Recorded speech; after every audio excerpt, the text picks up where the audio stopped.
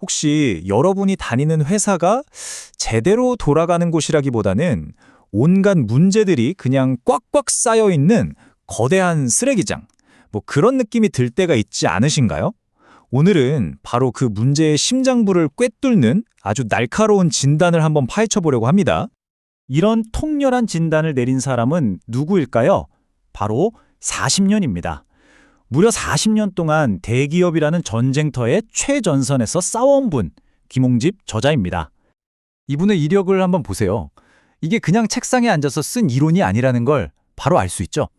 파워트레인 엔지니어로 시작해서 현대차 그룹에서 18년간 임원으로 재직한 그야말로 뼛속까지 현장 경험에서 우러나온 통찰이라는 겁니다.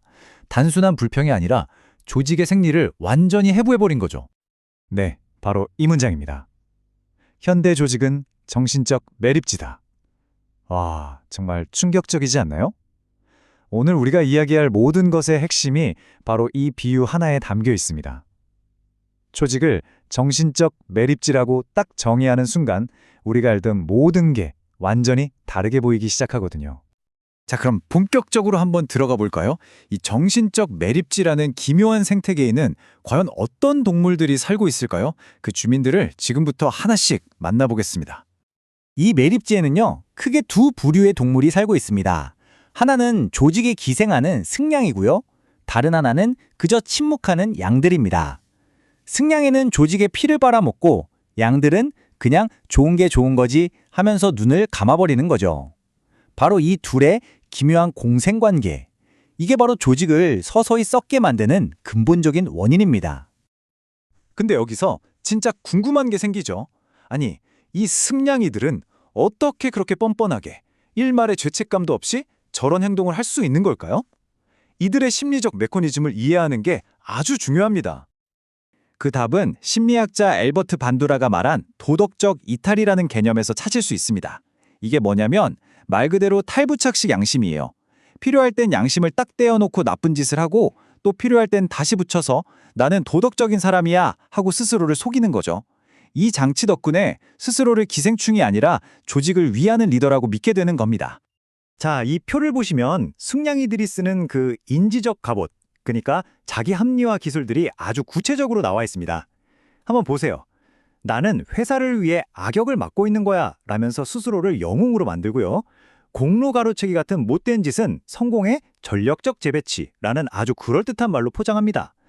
그리고 문제가 생기면 난 시키는 대로 했을 뿐이야 라며 책임을 떠넘기고 아예 동료들을 저성과자라면서 사람 취급도 안 해버리죠. 정말 기가 막히게 정교한 자기 기만 시스템 아닌가요? 좋습니다.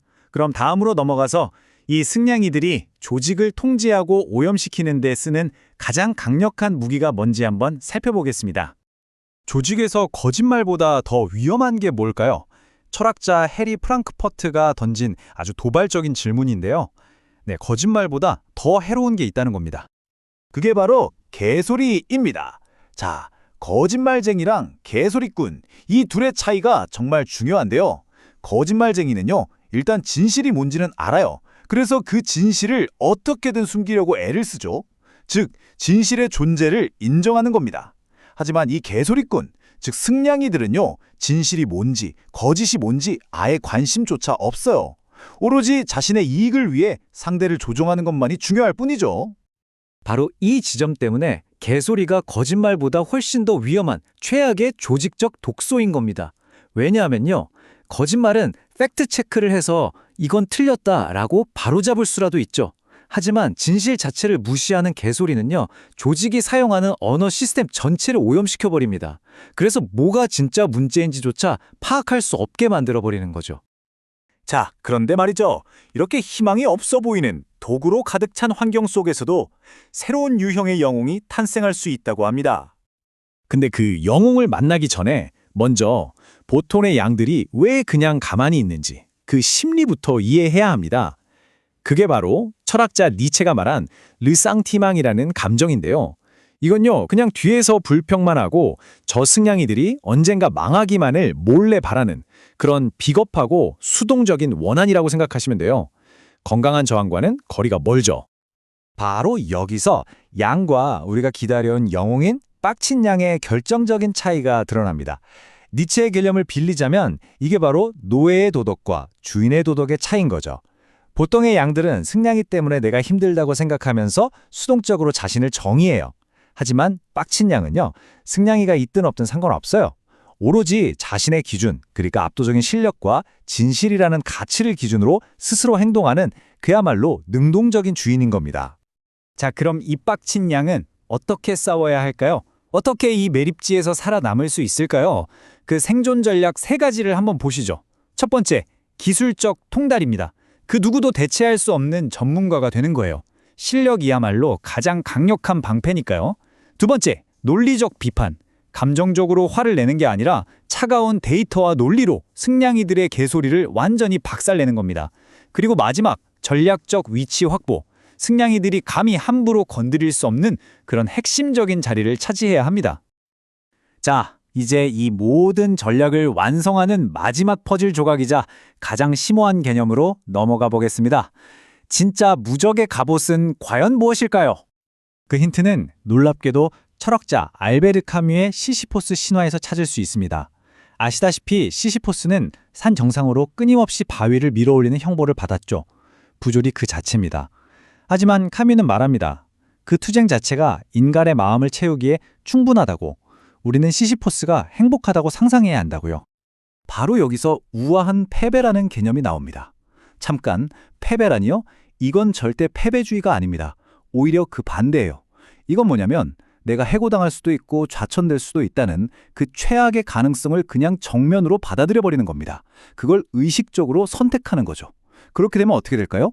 네, 승냥이가 우리를 조종하기 위해 사용하는 가장 강력한 무기, 바로 그 두려움이 완전히 무력화되는 겁니다.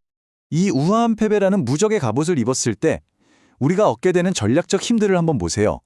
승냥이의 무기인 두려움을 무력화시키고 승진 같은 외부적인 결과가 아니라 내 직업적 양심이라는 내면의 소명에 집중하게 되죠. 그럼으로써 진짜 심리적인 자유를 얻게 되는 겁니다. 어떤 정치적 압력에도 흔들리지 않고 그 어떤 결과에 대한 두려움 없이 마침내 진실을 말할 수 있게 되는 겁니다. 이제 그 누구도 당신을 협박할 수 없습니다. 결론을 말씀드리겠습니다. 빡친 양은 그냥 성질 더러운 반항아가 아닙니다. 그들은 조직의 병을 진단하는 분석가이고 승냥이의 개소리를 해체하는 해체주의자이며 진정한 가치를 만들어내는 창조자입니다. 그리고 이 부조리한 현대 직장을 구원할 우리 시대의 실존적 영웅인 것이죠. 자, 이제 마지막 질문입니다. 이 질문은 바로 여러분 자신에게 던져보셔야 합니다. 지금 여러분의 조직을 한번 둘러보세요. 나는 과연 승냥인가요? 아니면 침묵하는 양인가요? 혹은 이제는 모든 것을 바꿀 준비가 된 그 빡친 양이 될 준비가 되셨습니까?